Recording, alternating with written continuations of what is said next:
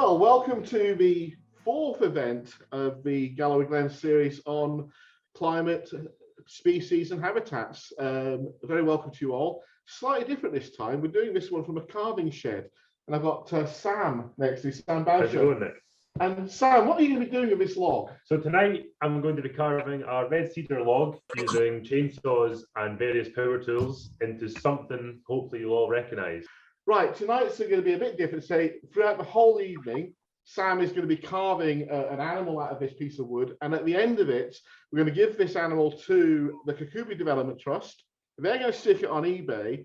And then that will be auctioned off for the Bar Hill Woods Community Project. So, pretty well. Thanks, Sam, for doing this. No but next evening, the first presentation tonight is from Hugh Chalmers.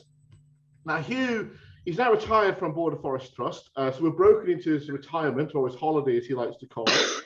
And he will be presenting from Kendal. Hugh set up, or was one of the founder members of the amazing project called Carafran. Carafran is just to the north of where I live in Lockerbie, up in Moffat area, and it's a wildwood that was started from imagination and some deep research and some deep peat. An amazing event happening, and Hugh, over to you.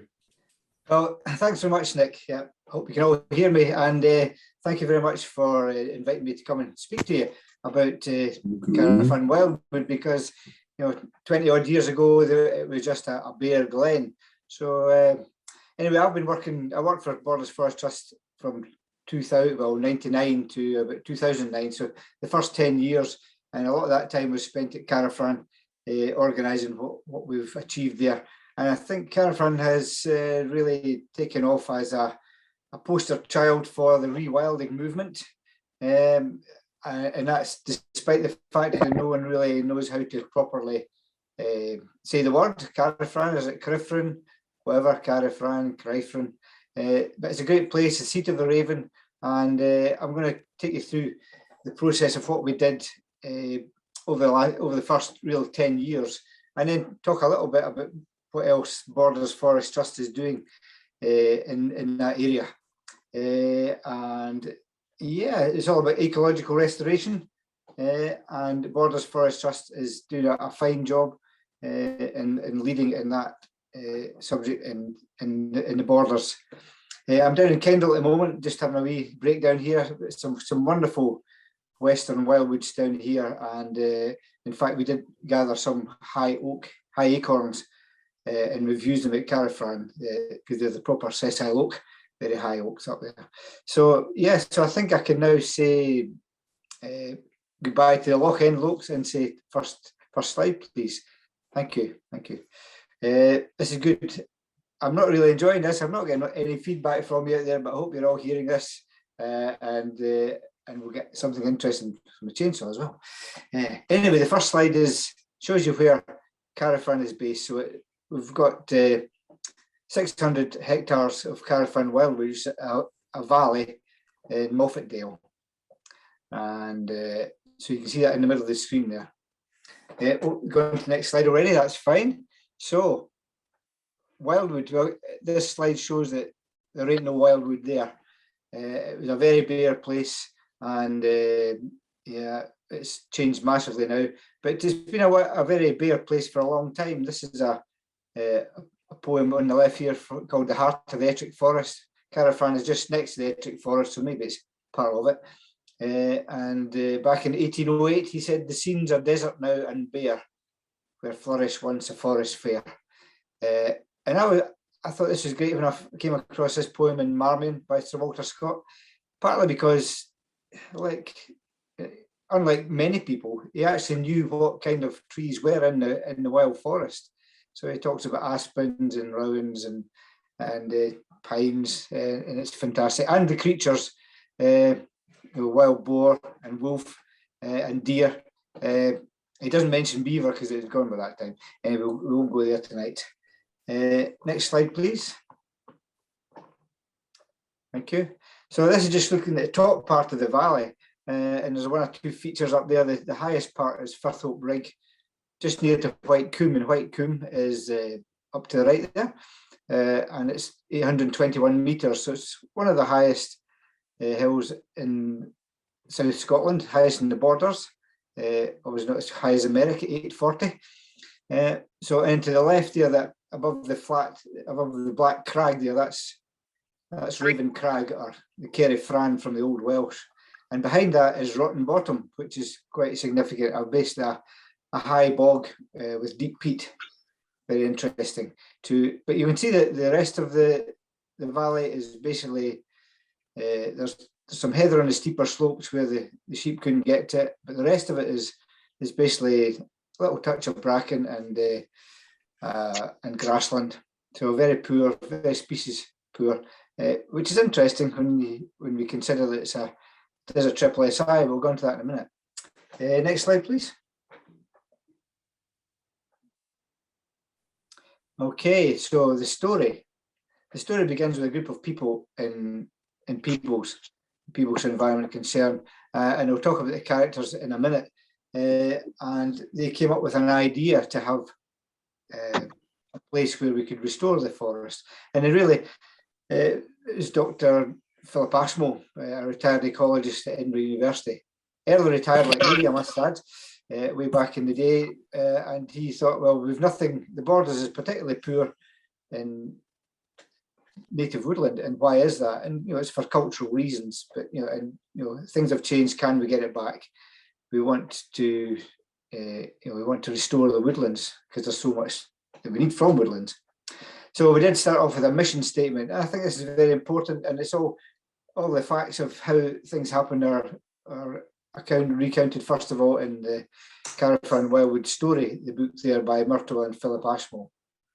Mustn't forget Myrtle, she's always a big presence in Philip's life and keeps Philip right if he starts going off at a tangent. A great couple. So we basically, a group of us got together with People's Environment Concern and Borders Community Woodland, and then the Millennium Forest came along. We created Borders Forest Trust. There's still a Wildwood group, which is still a part of that steering group. But the first thing we did was a series of meetings to come up with a restoration plan, and that was distilled into the management plan, which then fed into the Woodland grant scheme to get us some money to do what we wanted to do. At the same time, we had fundraising activities, of which we grasped every straw we could to raise funds. And one of the best stories was this bow that was found by Dr. Dan Jones, pictured here, way back in '96, I believe it was.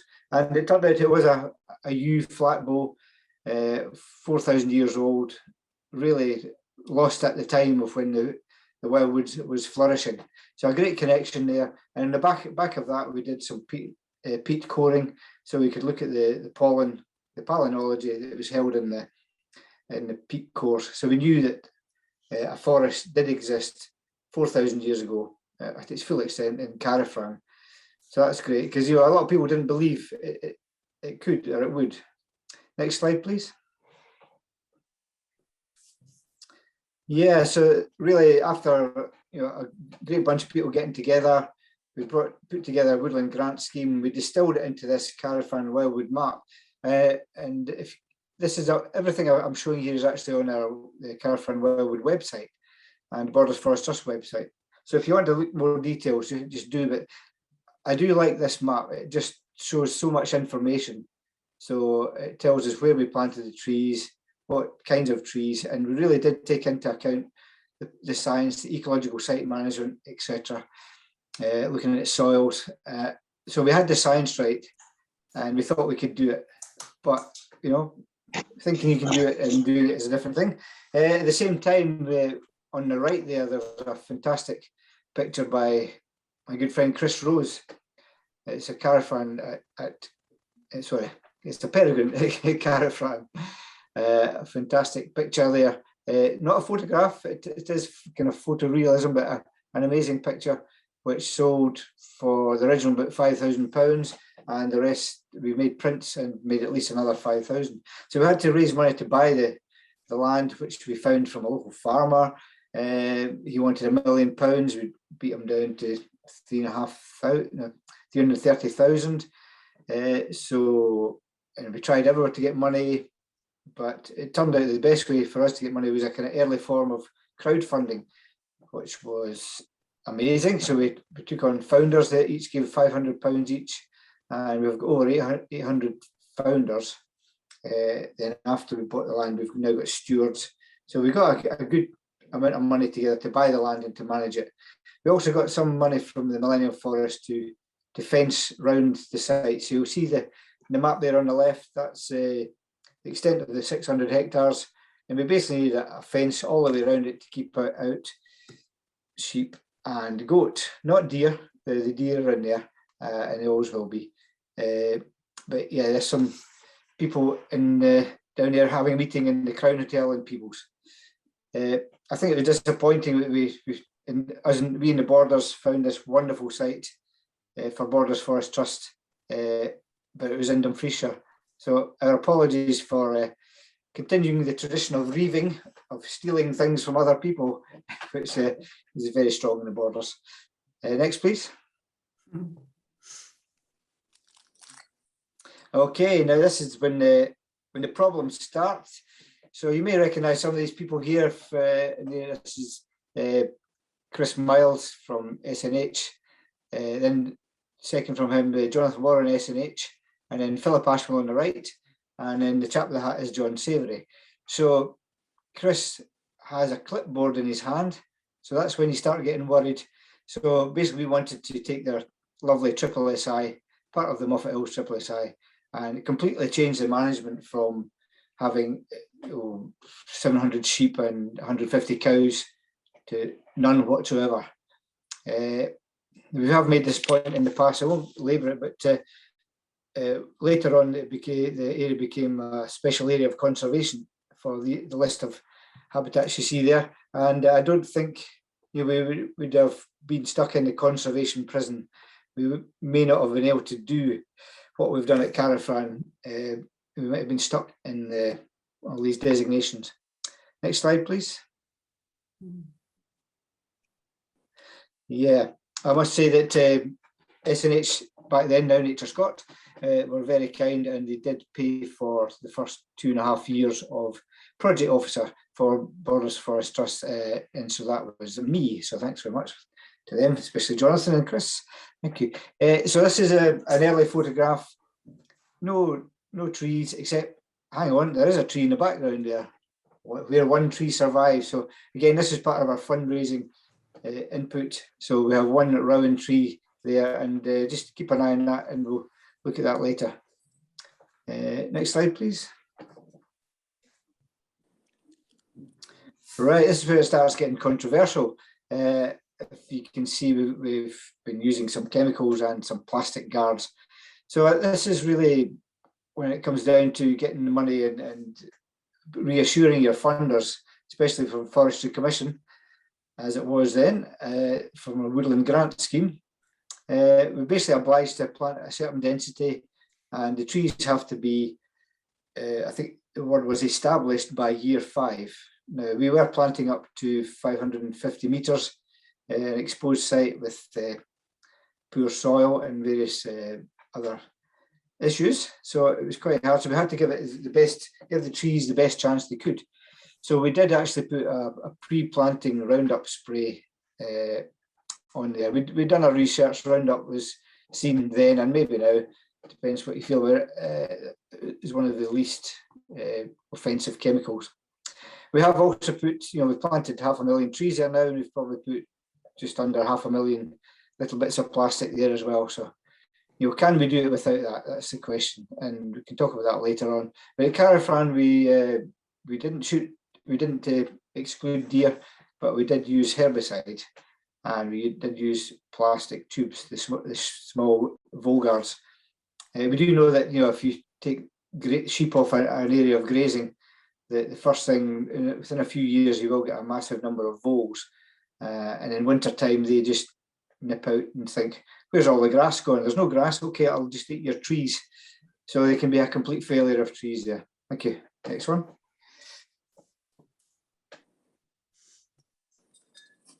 You're going the wrong way. That's great.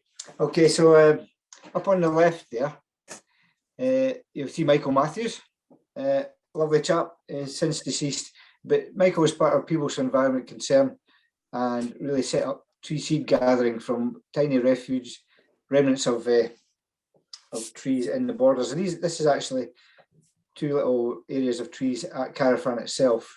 A very limited number of species, basically, rowan, birch, and willow. We do have bird cherry, which is great, and ash. So we had some, but we went wider and wider out as close as we could get to get aspen and acorns. So that was great. So really, and Michael he'd actually gathered hazel from probably about 1993. So when we came to plant them out, and this is hazel from the proper provenance, nice close in. We did plant some really large hazels to begin with, and they grew quite well. We looked after them, but basically we're a whole team of tree gatherers, because as Jonathan Barrett was talking earlier, getting the right kind of trees for this project was difficult, and we really couldn't. For the first 5 years of it, there weren't enough acorns around. There just wasn't good mast year, so that caused issues with the woodland grant scheme. Next slide, please.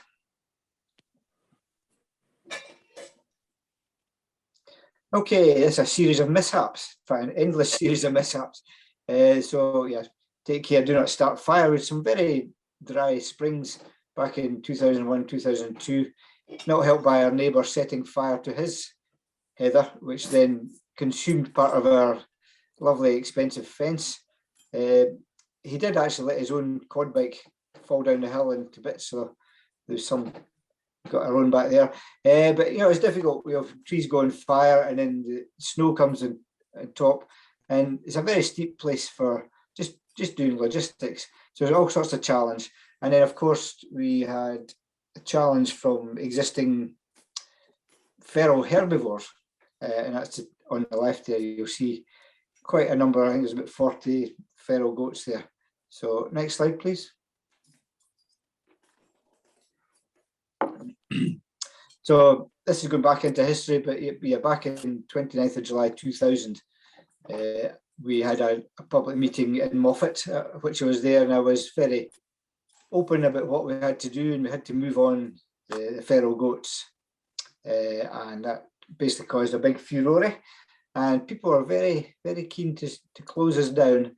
So we had a group called the Friends of Moffat Water come against us. So that was really difficult. It was really difficult for people like Fee Martinoga and Myrtle Ashmole there, and Philip Ashmole, all the members of the steering group, because we really thought we were doing the right thing. We were doing the right thing for biodiversity. No one had really talked about climate change at that point, or not much anyway. So yeah, that was a difficult time, fundraising when there was people trying to stop me doing things. We had people up from the Wild Goat Preservation Society, but in the end, we did push through. We got SNH's permission to post foot and mouth, put some goats in next door, which we wanted to do anyway. But given the fact that a lot of goats had disappeared in Forestry Commission ground, sorry Mike, I know you're Forestry Commission research. Yeah, so we were allowed to put the goats next door. We also took some down to Windsor Great Park and some to the Pennines. So, but really, that was a difficult one. There were tears in the steering group, saying, "Oh, maybe we should just give them a small goat reserve." We tried to give them to our 40 goats to Galloway Forest Park, but as they said there, they were managing their deer, their goats at present, which involved culling. So anyway, they got away with it. We didn't. But yeah, so that was a difficult part of the story. Next, please. But people had a good vision, and this is a chap called John Savory, who's also passed away last year, but not before really seeing what was happening and taking on our bird monitoring at Carafran. And he's recently produced a fantastic paper with the Scottish Ornithologists Club looking at colonisation of woodland birds at Carafran. And when you see what the glen used to look like, you think, well, what woodland birds will ever be there. And we're only 20 years down the line, which is not a very long time in terms of woodland conservation, but it can be a long time if you're a retired person. So we just need to realise that we're all short-lived mammals, and get on with the job, just like Sam is doing there. Next slide, please. So yeah, so this is the kind of physical challenge of trees arriving. So we provide the seeds, in this case to Alba trees. They give us back the saplings of the right provenance. And we took on actually 3 separate small contractors from the area.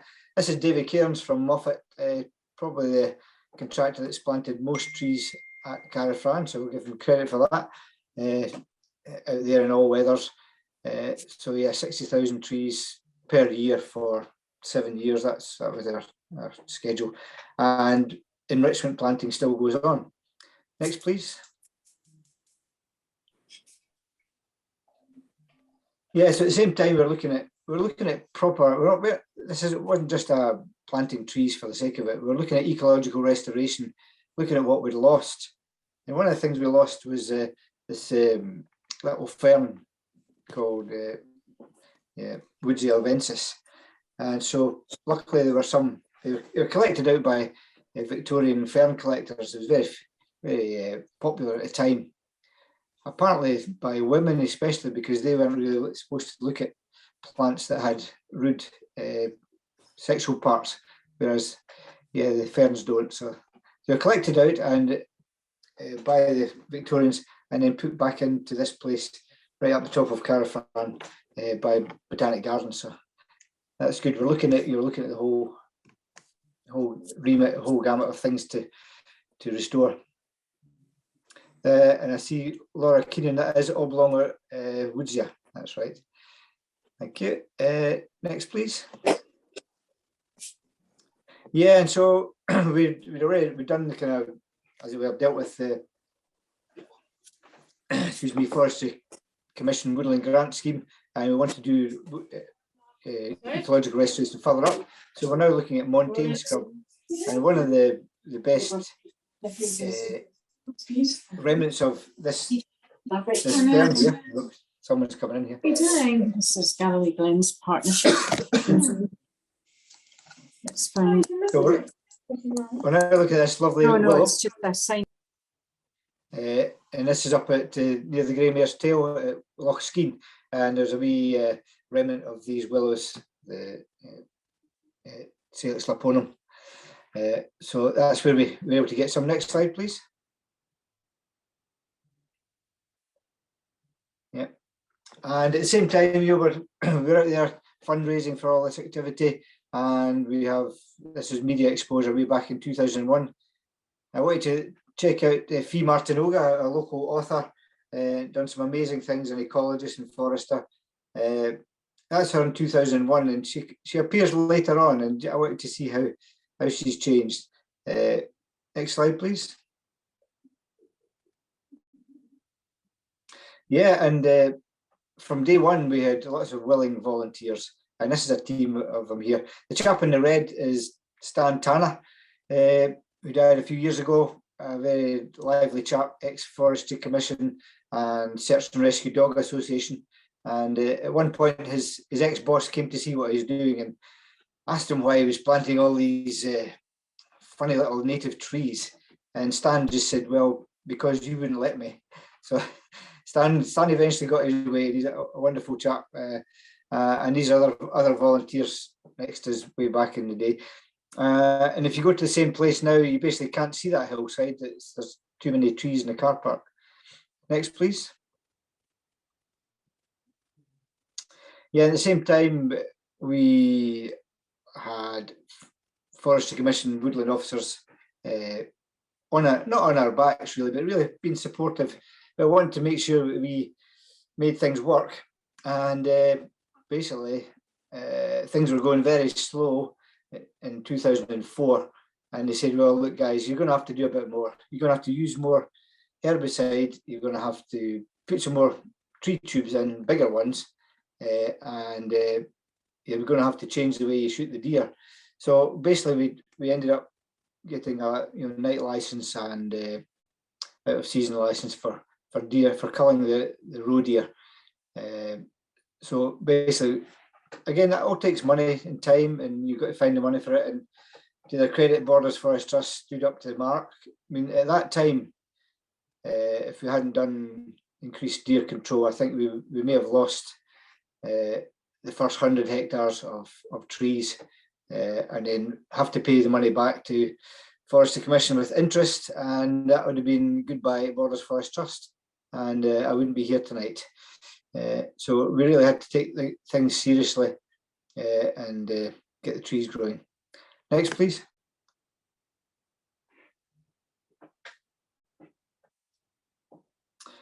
So it's fantastic here. What we've got is tree seed rain returning, and that's really what we want in ecological restoration terms. And all we were really doing at Caravan, we weren't wanting to plant a forest, we wanted to plant the trees that would provide the seed for the forest, for the next forest. So that's what we've got now. So after 4 or 5 years, we get catkins on the birch trees, and the seeds start arriving. Fantastic. Then we get funny little bugs appearing on the aspen trees as a poplar hawk moth.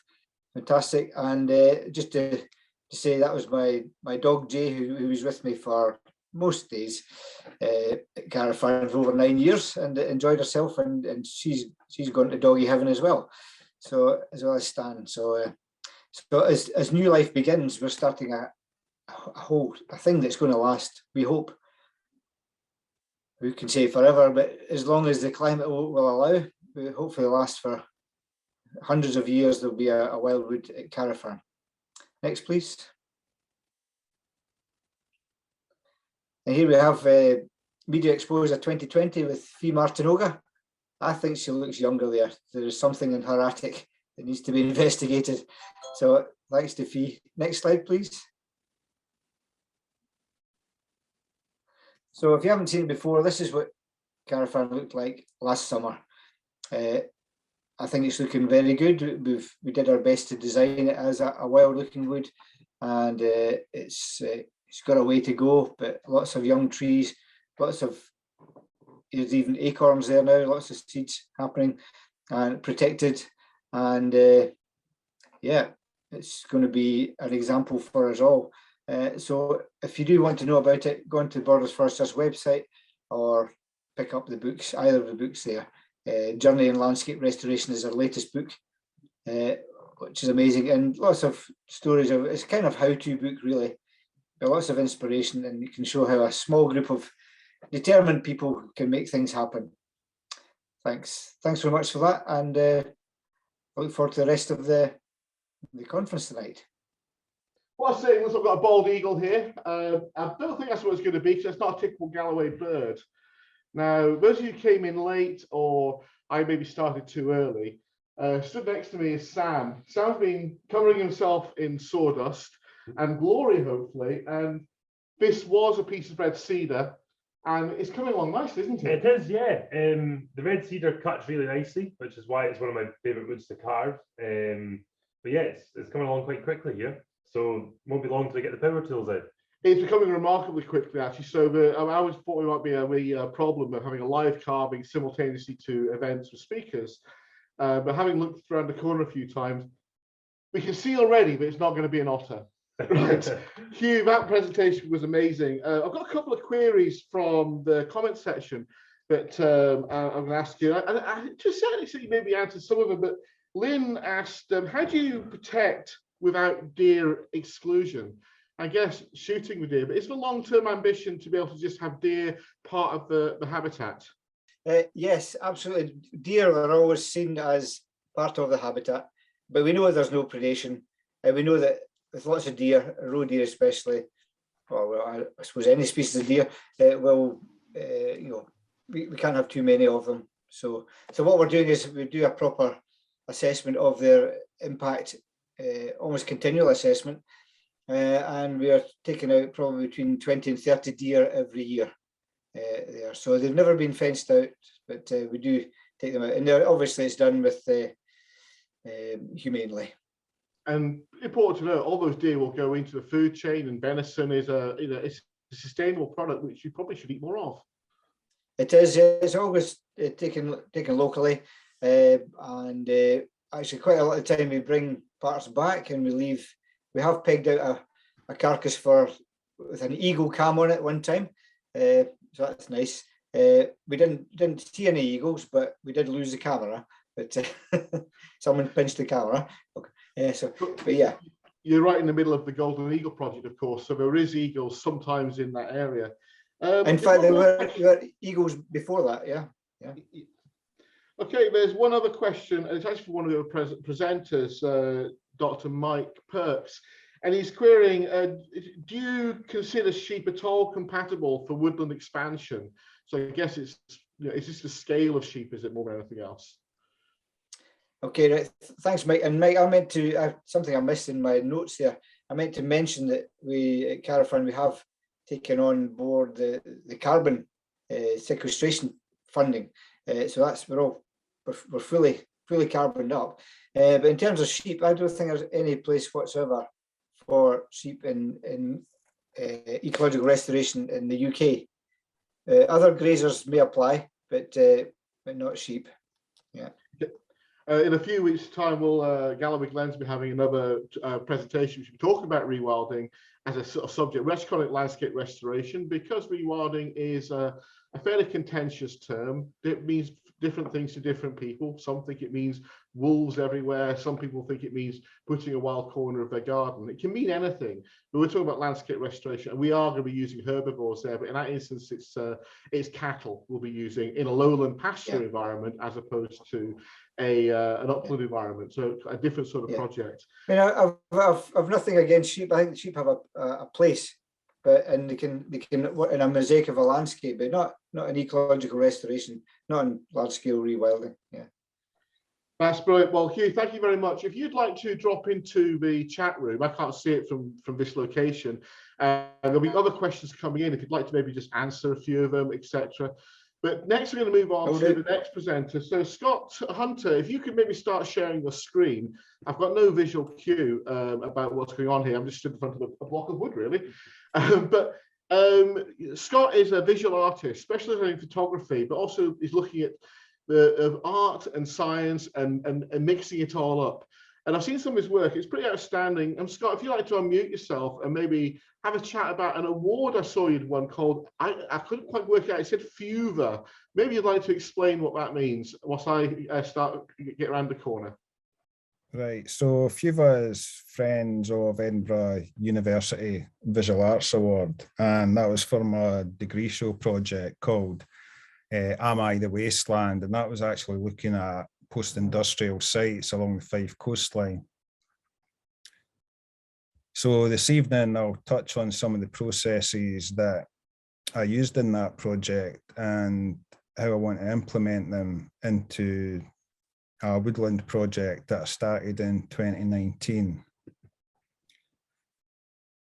So I work in the environmental humanities, and with a focus on addressing issues around human exceptionality and anthropocentrism. And much of the theory that underpins my practice is influenced by the writings of ecofeminists Anna Singh and Donna Haraway, and in particular Donna Haraway's concept of art science activisms. So I make works that collaborate with nature and decenter the human.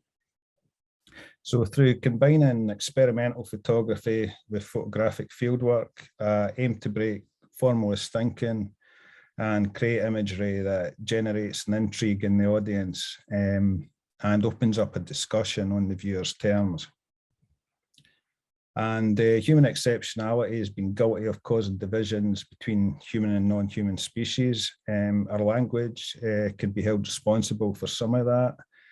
For example, human animal, urban rural, and nature culture. And in my work, it's the latter that I'm looking to redress and break the nature culture divide. So primarily I'm here to speak about the Blackwood of Ranic project, which I started in 2019. This formed part of my master's project, and unfortunately it's not been fully realised, and I'm looking to go back to that over the next couple of months. The first thing I should say about the Blackwood is it's a place where clock time really doesn't exist. You've no signal, you've no internet, and almost immediately after leaving the road, you're really forced to pay attention to the landscape. It's in the Perthshire Highlands and one of Scotland's remaining native pine woods. And initially it appears quite hostile, really confronts you with its physical density and resilience. You're trudging through this thick, heavy bogland and condensed, tick-laden bracken, whilst simultaneously being bitten by all these insects. So the intricacy of these symbiotic relationships and non-human communication networks become quite apparent very quickly. And all of my projects, they begin with lens-based fieldwork. And at this stage, I'm really just adopting a phenomenological approach to the landscape and photographing species and events in the landscape that draw my attention or command some form of interest. These photographs then form the basis of a wider research, and I'll piece together areas of exploration, and these will ultimately culminate in the creation of a site-specific or site-responsive artwork. Because of its density, it's quite important to select an area of study within the woodland.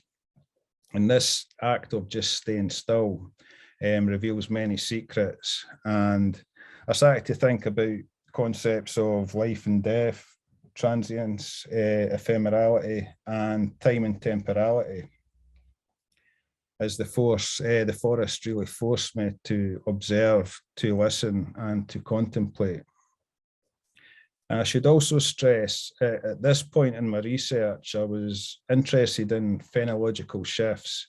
This was after I witnessed cherry blossoms in Kyoto flowering in autumn. And this came at the back of a typhoon, which had confused the trees, and they had lost the leaves that stopped the flowers from blooming. So as climate change intensifies, an increase in these extreme weather events and extended photo periods are a couple of the reasons attributed to phenological shifts. The growing season is extending, and the temperature rise is preventing trees from reaching their dormancy period, which is usually triggered by the drop in temperature in autumn. This is also, there's also increased precipitation as a result of this.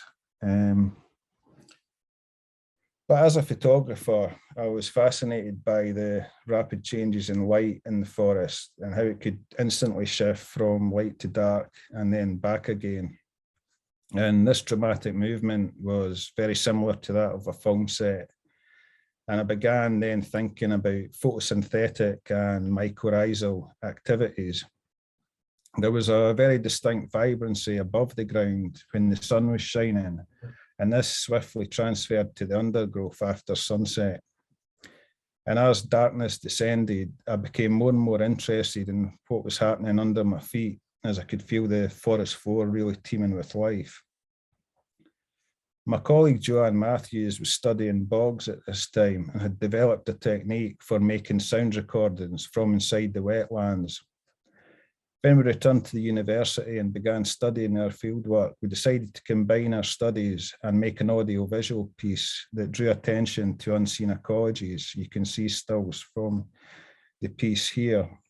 So intrigued by these shifting events, it's a 4-minute video that records sunlight as it slowly disappears in real time. As the light fades, Joanne's accompanying sound recording increases in volume and really emphasizes these underground networks. It was designed for cinematic viewing with surround sound, and it was shown in Tent Gallery at the Grassmarket in Edinburgh. And it really offered an antidote to the fast-paced environment outside of the gallery space. And we had planned to make another couple of works, but those are as yet unrealised. So this is my wasteland work. And within this project, I was looking to reimagine brownfield sites as places of possibility. And once these sites have been recovered and reclaimed by nature, many of these human disturbed landscapes are far richer in biodiversity than the overly managed greenbelt spaces in towns and cities. I began thinking perhaps these sites could provide insights into the forests of the future, with scrub predicted to increase as a result of the warmer and wetter winters. So a couple of techniques I've developed over the past year. I've been recording weather patterns onto photosensitive paper. I've been taking soil samples to produce photographic images, which you can see in the middle. And I've been using plant matter to develop photographic film. So over the past year, I've been recording rainfall. It's a cameraless procedure, and it's a process known as cyanotite, which is quite unique. It only requires water to fix the image. And after much experimentation, I became more attuned to precipitation rates and the required light to fix the image. I've now developed a procedure where, with the right amount of light and the right type of rain, light exposes the photosensitive chemicals while rain simultaneously initiates the fixing process.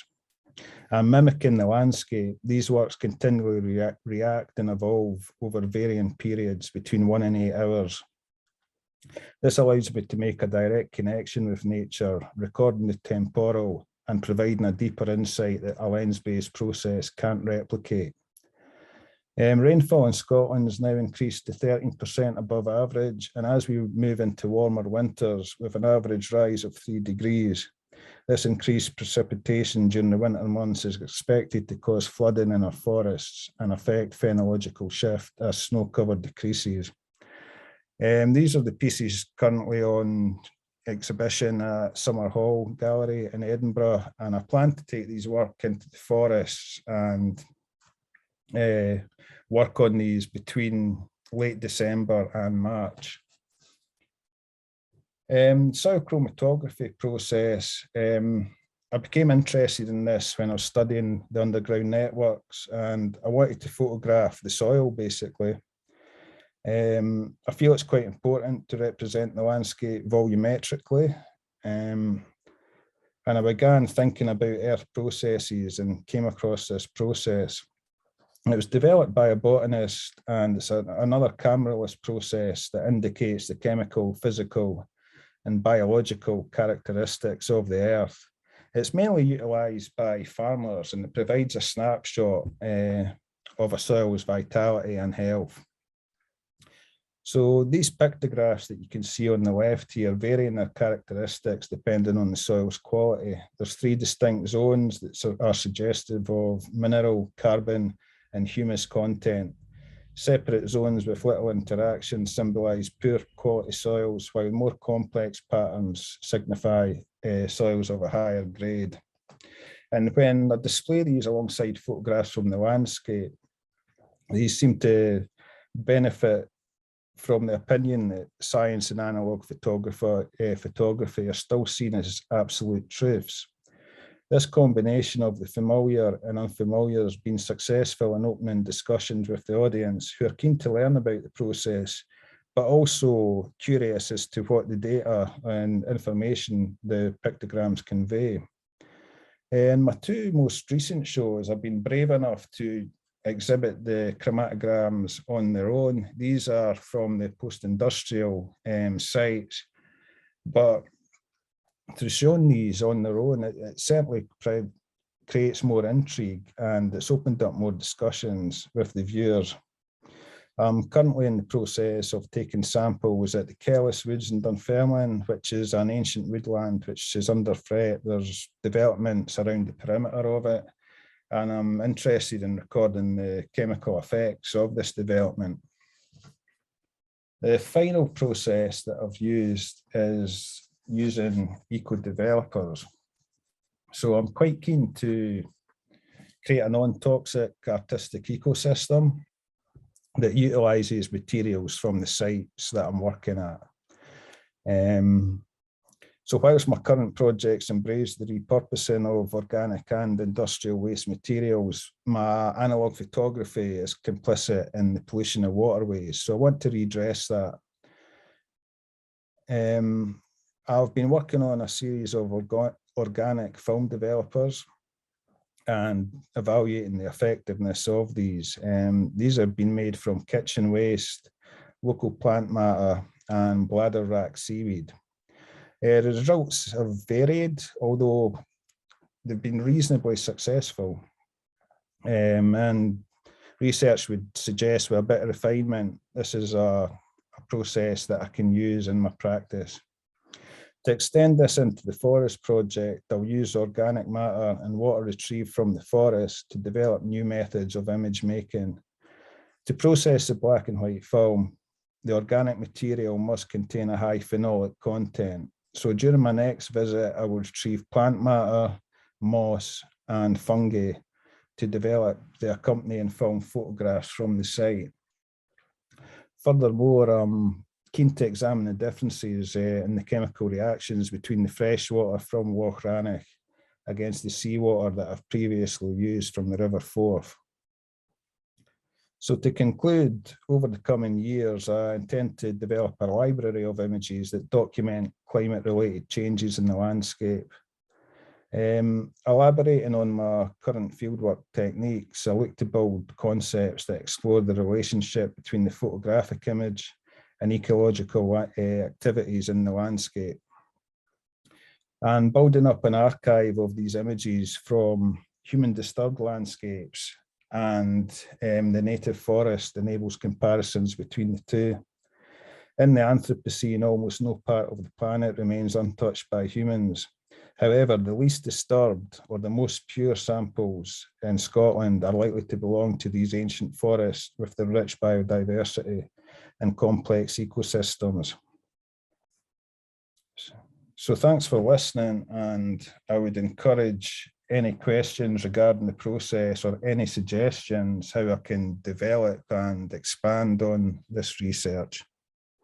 It was, yeah, really interesting. And that way that you're taking a different look at nature, Scott, I love that. And using, I particularly like the idea of using chromatography for lifting out the sort of different profiles you get in soil. It's something we don't look at. So yeah, well done for that. Now, we're moving on shortly, but Sam, how are we getting on now? How much longer will you be?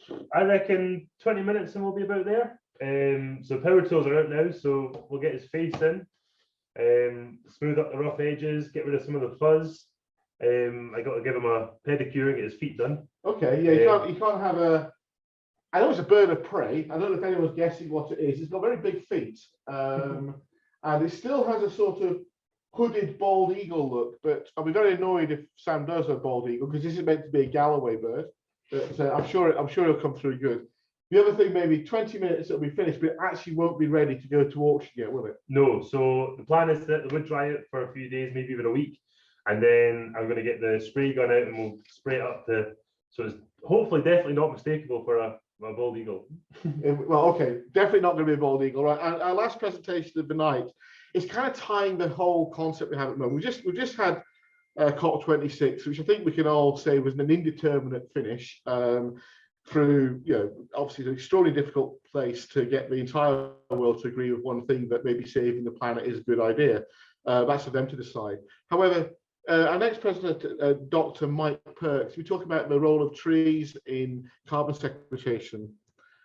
Mike works for the Forest Research, a specialist on climate change within that organisation, and he's been looking at the types of planting, where you plant, species, etc., and methods to be used. So, Mike, can you maybe come in now? I must say I'm loving the carving. Welcome everybody. Yeah, my name's Mike Perks. I'm a tree ecophysiologist.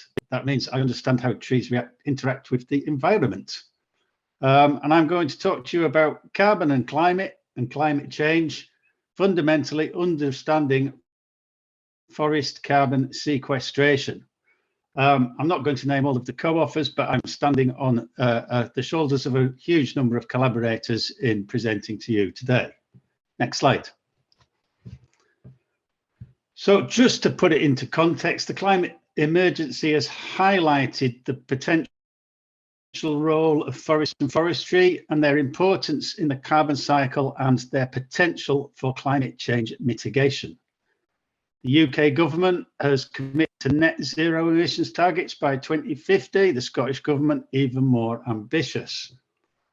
The Committee on Climate Change recent net zero report states that whilst we require deep reductions in emissions, remaining sources can be offset by removals from the atmosphere. One of those mechanisms is afforestation.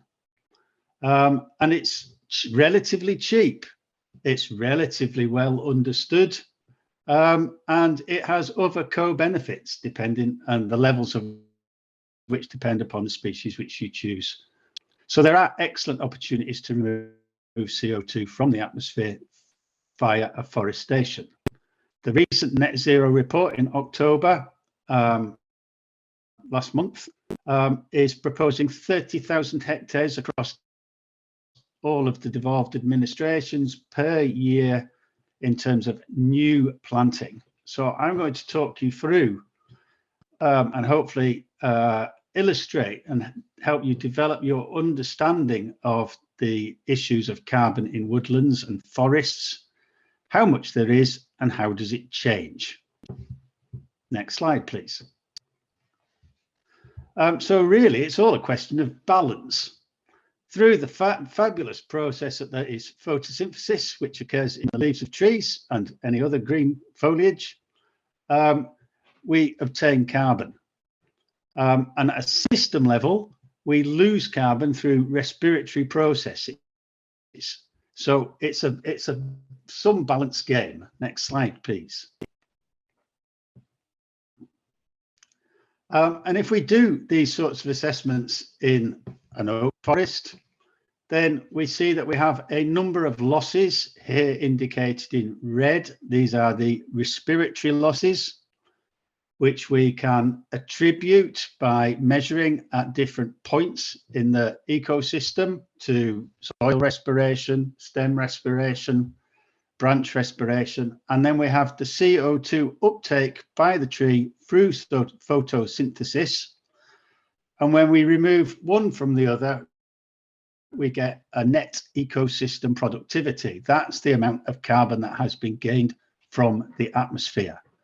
And in this particular example, we're looking at about 17 tons of CO2 per hectare per year being taken up by a relatively mature oak-dominated woodland. Next slide, please. The real importance, though, in understanding landscape level carbon is also to account for the soil carbon changes and the soil carbon stocks.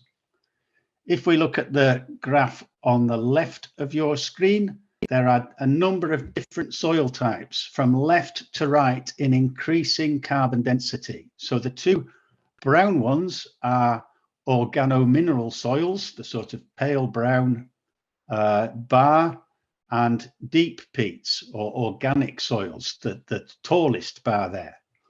And the blue cross line at around about 100 tons of carbon per hectare is the average tree stock, which is 88 tons of carbon per hectare. So you can see that in mineral soils, the tree component can have roughly the same carbon as the soil component.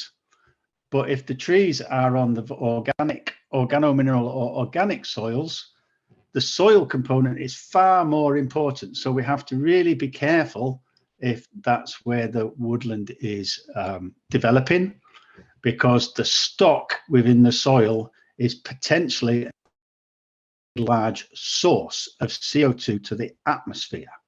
Next slide, please. How do we do this? Well, people in my organization, we measure it. And we rely on techniques that have been developed by meteorologists, physicists, and biologists who are much cleverer than me. But we utilize these techniques. In the top slide, left and right, is our flux tower in the Straits enclosure, which is in Hampshire, a lowland oak dominated forest. And we do the same in upland Sitka spruce forest, because we're interested in the comparisons between the managed and the relatively unmanaged, or the native and the non-native. And we can measure the CO2 uptake using complex meteorological equipment and a lot of assumptions, but assumptions that are robust.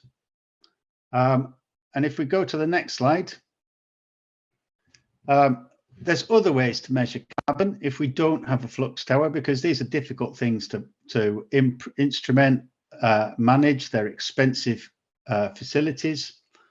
We can go in and we can measure the standing carbon at least. We can use laser scanning. The bottom right image here is using effectively a engineering laser to look at the development of the forest in 3 dimensions, and that allows us to look at the carbon in the different elements of the tree component. And this provides us then with underpinning information that we can then make a prediction based upon using a model. Next slide, please. So if we look at where people have done the very intensive measurements using this technique at the top of the tower from the previous slide, which is called eddy covariance, the measured net CO2 uptake. In the top box there, we have examples from the UK and Ireland for Sitka spruce, and the important column is the one on the right. This is the tons of CO2 uptake per hectare per year. And we're in the mid to high 20s, low 30s for a productive conifer stand. And that is an integrated value, including soil exchange at the time of measurement.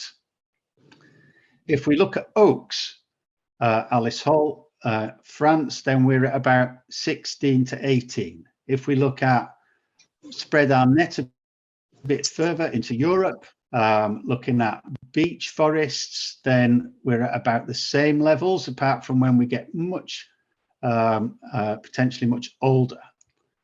And when we look at mixed deciduous woodlands, of which there are very few examples over very short time frames, then the good news here is that these ancient or ex-coppice woodlands are still taking up carbon. They're still a carbon sink. They're still helping mitigate climate change.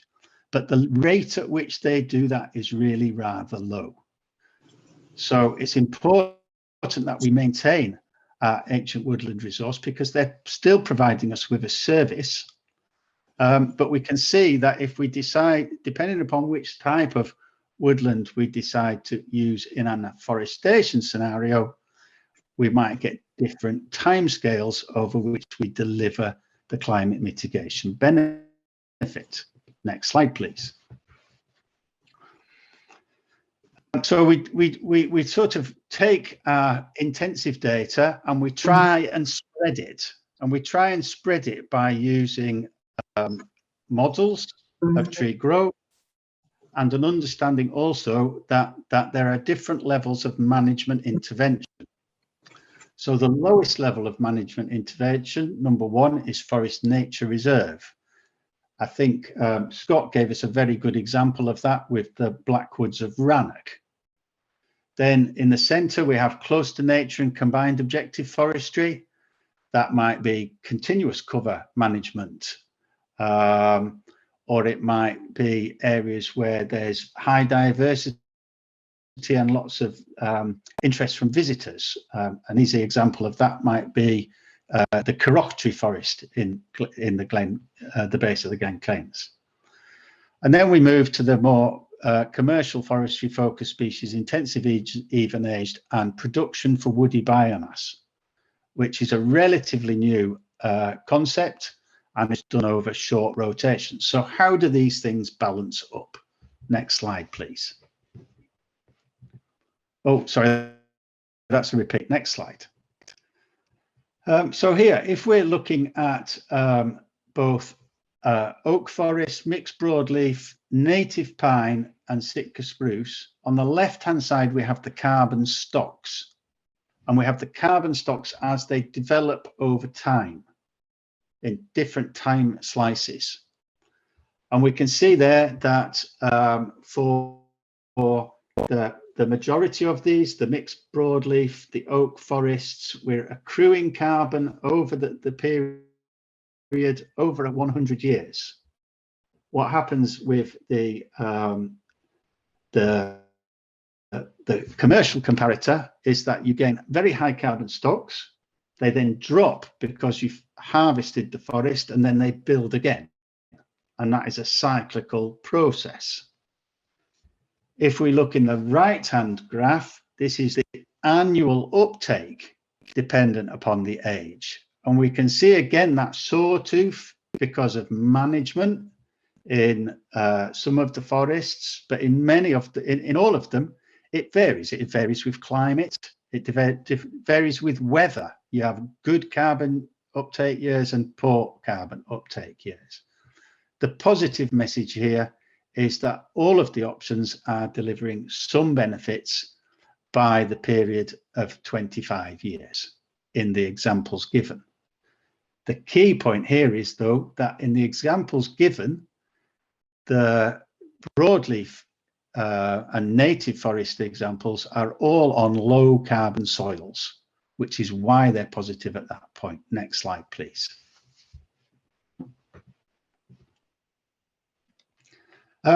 What other methods might we consider?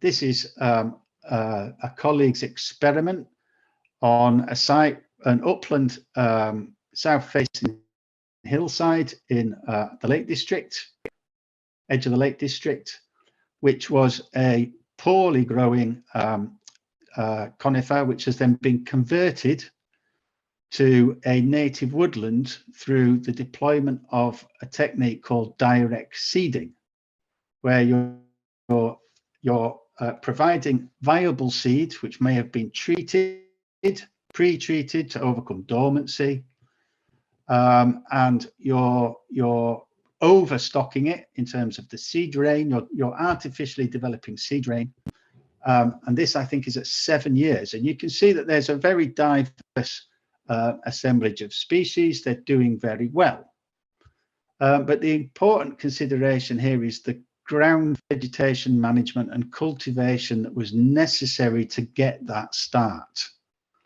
And in carbon terms, this whole site post the felling of the previous coniferous stand had to be scarified, had to have the surface vegetation effectively removed through disturbance.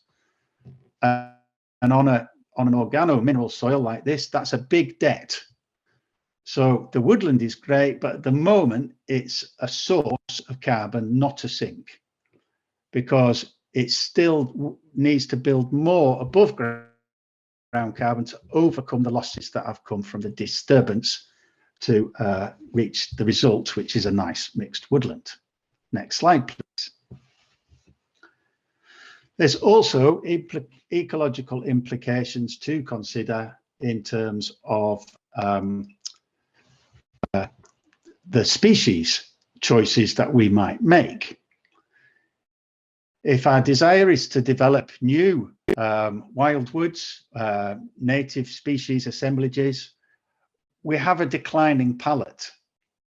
In this particular slide, I'm looking at I'm trying to demonstrate what the ecological implication of ash dieback, which is a chalara fungal disease, which is taking the vast majority of the ash in the British countryside out, and it's spreading quite quickly. What could we do to replace this component of our native woodland flora? So my colleagues who focused on biodiversity have kindly provided me with this information. I will try and do it justice. From the broadleaf woodland species assemblages perspective, oak and elm have got high levels of biological synergy with the extant. So do alder, but equally do so beech and sycamore. So I want you to keep those in your minds, because in Scotland, I know there is people, perhaps in the audience, but certainly people in the broader rewilding community who would consider beech and sycamore to be non-native and would potentially even question whether they are naturalized. In terms of other species, conifers, Scots pine does reasonably well in terms of fulfilling that niche. But when you look at replacing that ecosystem function, and on this slide, we've got in terms of the quality of the decomposition is the first coloured vertical bar. The next is in terms of the litter quality, and the final one is in terms of the nutrient cycle, nutrient input from the litter fall. Then we have two clear standouts as potential replacements, and they are alder, which is a native nitrogen fixer, which is why it does particularly well on the litter quality and nutrient cycling, and we have the small-leaved lime. So whilst we may wish to create a new native woodland, we have to, with a long-term vision of a wild woodland of broad biodiversity value, we have to consider the fact that there are these issues in the palette of species that we have to consider. And under climate change, we also have to consider the fact that what we plant today will also have to be fit for purpose in 50, 70, 100 years' time. And we're just starting to develop our understanding of both the underpinning genetic ability to cope with that change, but we're also developing our understanding of what might that sort of change look like. I hope to illustrate that. And in the next slide, there might be one missing. If there is, I'll have to talk to it. Yes, there's one missing. Can we go back one? Thank you. Unfortunately, I've got a slide has gone awry. Never mind. So there's a climate matching tool. And what this allows you to do, which I had a screenshot of, but it's not appeared. What the climate matching tool allows you to do is down into the west coast of France and the very northern tip of Spain. So how do we then use that to influence our decision making? Well, we'll come to that right at the end of the talk.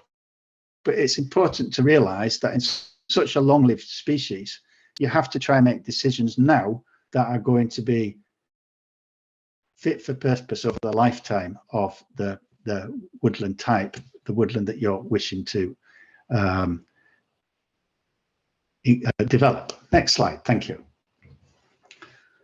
The other important consideration here, and this applies irrespective or really of the tree type, is the quality of the land which you are considering in your afforestation as part of your afforestation idea. And here we've got the land classification diagram for Scotland. So the land classification is delivered through agriculture, and through the James Hutton Institute are the gatekeepers of that information. And they're in broad categories. So we have the low quality land types at the top, which is rough grazing. Then we have lesser but still poor quality upland, again rough grazing, coming down to improved grassland, mixed agriculture, and top of the quality arable agricultural landscapes. If we're wanting afforestation to provide us with early mitigation benefits, deliver against the net zero targets, then really we want to be focusing down the hill onto the better quality land, away from the soils that have an organic or organic component, purely organic or organomineral, and come down the hill. So that brings us into the territory perhaps of agroforestry, which there's many different forms of agroforestry, but there's a lot of interest in bringing trees into the agricultural landscape for the multiple benefits that they can provide. And if you want a native woodland to deliver benefits in a short term, that's where it has to be. Otherwise, if you're on the upland sites on organomineral soils, you'll develop a woodland, no problem at all. You'll eventually create a wonderful carbon store, but the time frame won't really deliver very much benefit for the delivery of net zero by 2045 in the next 25-year period. Next slide, please. Just a few local examples. The map of local native origin woodlands in the Glen Kens, which was provided to me by the Lindy at the local forest district office. There are remnants there. They're semi-natural remnants and there's planted remnants. So we have exemplars of the type of wild wood that is currently climate appropriate or is native and appropriate to the area. On the second picture, that's a new native woodland that's been developed for both carbon and habitat purposes at Barclay, which is north of Minnegaff. And that's a woodland carbon code project that's managed under the Future Woodland Scotland group. And it's entirely native species. The site is actually owned by the RSPB. In this, they're the land agent, land manager in this particular example. And that's developing woodland carbon and will become a carbon positive over time.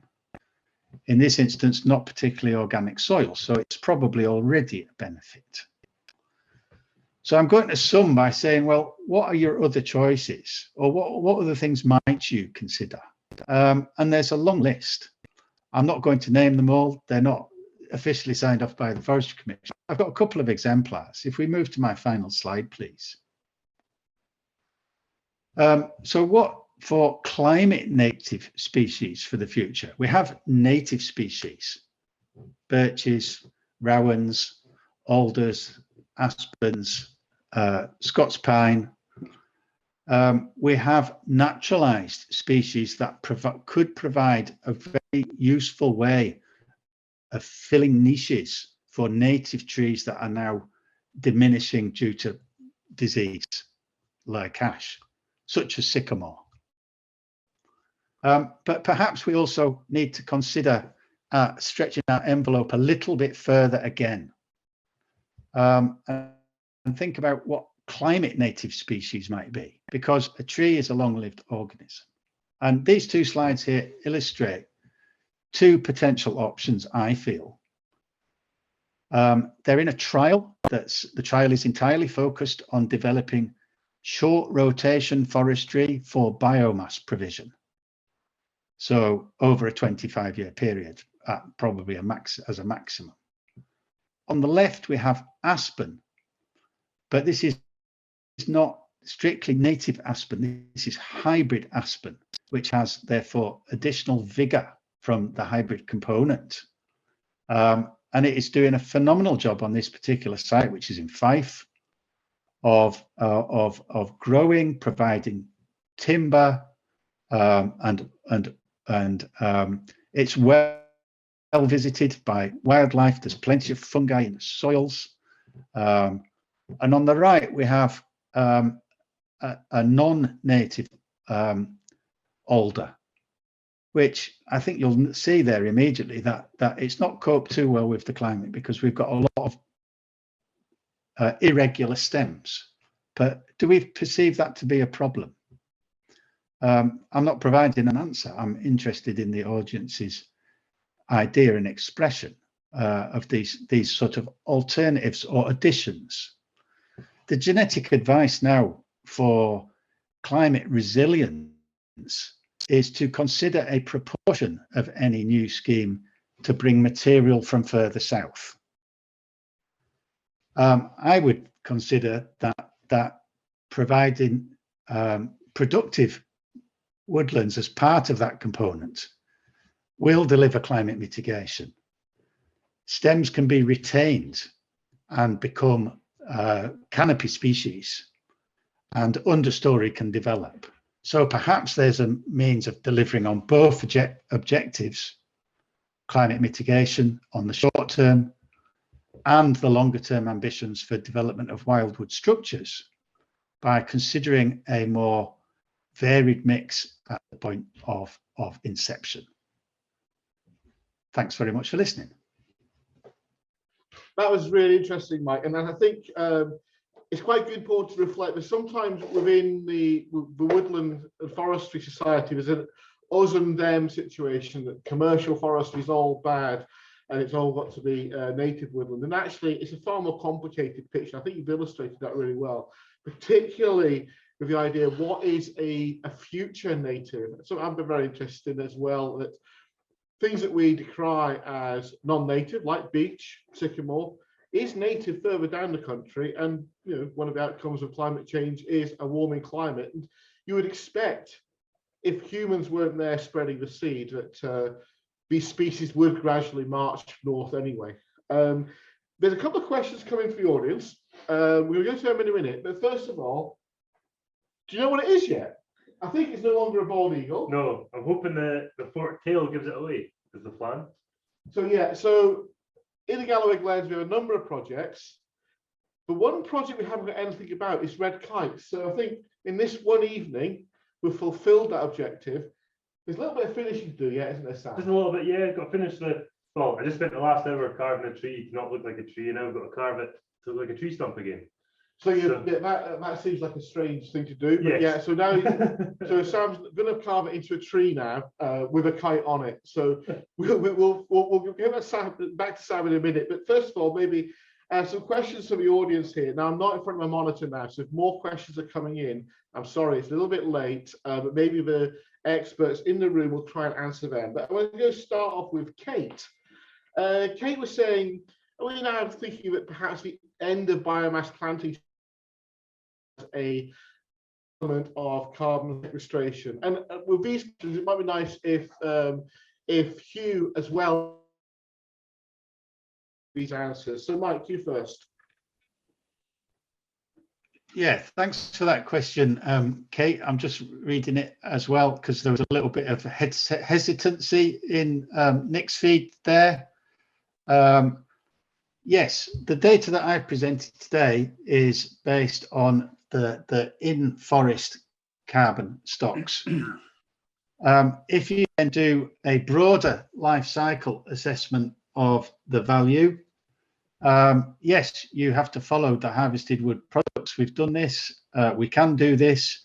It does add considerable additional value, particularly in the productive species, if they're making quality timber grades, stuff that replaces concrete in buildings or steel or joists in floors or roof trusses, etc., etc. And there's a whole new other area of science I could give another talk on about how we would maximize those benefits in terms of focusing on timber and engineered timber products to decarbonize our housing stocks or our new builds. It's very important. But in terms of delivering biomass, that's a bit more controversial, but fundamentally, the notion here is that so long as you're reducing the use of fossil fuels, you're still gaining a benefit from woody biomass for energy. Okay. I'll ask you if you want to contribute. we'll keep the whole thing flowing along, and but Hugh and Scott, if you want to jump in at any point, there's another question from Mike Hansel, which is, and it's based on the scientific basis for the 50 centimeter peat rule. It seems slightly arbitrary. Is it arbitrary, or is it based upon other things? Maybe, Mike. Do you know the answer to that? Yes, and there's recent new guidance out on that in terms of the potential damage from cultivation on peaty soil depth, on peat soil stores for afforestation. So the Scottish Government a number of years ago said no more planting on deep peats, and the 50 centimetre rule came about because that's how deep peats were classed. But now there's more nuance in terms of, well, if you're on a soil which has an organic layer, is an organo-mineral soil, what level of disturbance are you able to, from a sustainability perspective, cope with? And that's newly released cultivation guidance. And effectively that brings down the depth at which you're allowed to do major cultivation. And so is shifting the focus onto tighter prescriptions where you'll still get good tree growth, but that you're trying to minimize the potential losses from soils. I suppose going on from that, and excuse me if I misread this, because my internet connection has suddenly become quite fragile.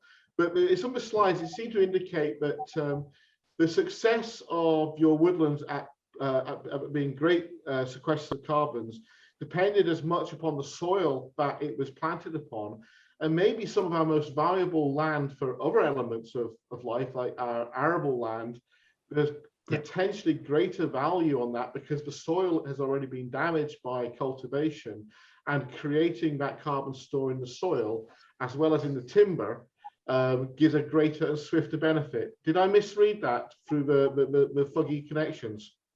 No, that's a very reasonable summation. I think here that it's very important to state that we're not considering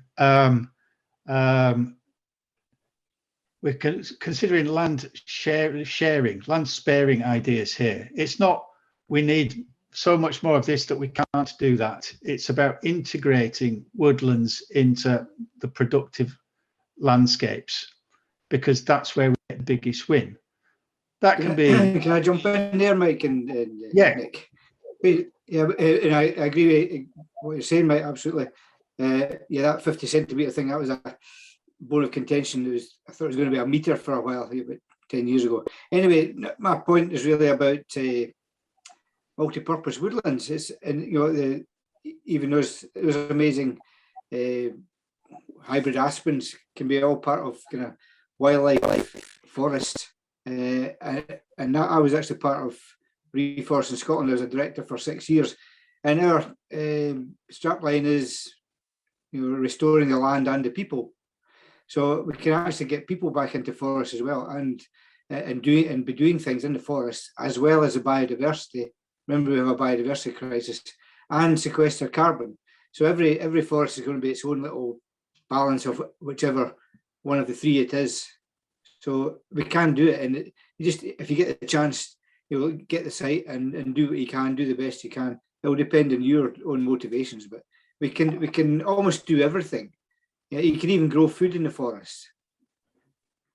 Thank you. That's a really pertinent point to end this evening on, actually, because you think about forests, if we think about there's something for all manner of things, and one of the things we may be trying to present tonight with these variety of things going on in the background is that you can think of a forest as just creating timber for building, making paper, or a completely commercial entity, or you can think of it as a biodiversity reserve, or you can think of it for something for carbon capture.